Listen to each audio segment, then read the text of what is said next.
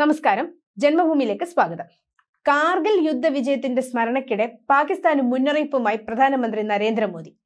കാർഗിലിലേത് കേവലം യുദ്ധവിജയം മാത്രമല്ല, പാകിസ്ഥാൻ ചതിക്കെതിരായ ജയമാണെന്ന് പറഞ്ഞ മോദി ഭീകരവാദം ഉപയോഗിച്ച് പാകിസ്ഥാന് മുന്നറിയിപ്പ് നൽകി.